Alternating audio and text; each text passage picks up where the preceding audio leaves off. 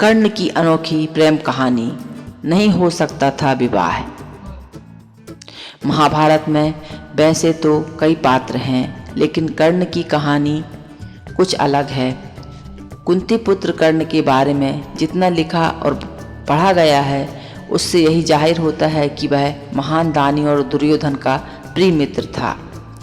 द्रौपदी कर्ण से विवाह करना चाहती थी। हुआ यूं कि द्रौपदी कर्ण का चित्र देखकर उन्हें पसंद करने लगी थी। जब स्वयंवर का दिन आया तो द्रौपदी की दृष्टि सभी राजाओं और पांडवों में से कर्ण को ढूंढ रही थी।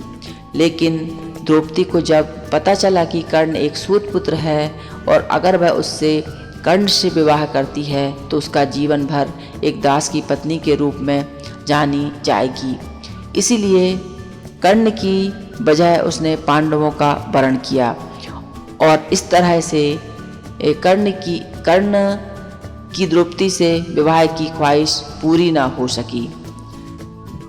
उसने 2 विवाह किए। कर्ण का पहला विवाह बरुशाली से हुआ। बरुशाली दुर्योधन के सारथी सत्यसेन की सुशील और सुंदर कन्या थी। कर्ण की मृत्यु के बाद बरुशाली उसकी चिता पर सती हो गई थी।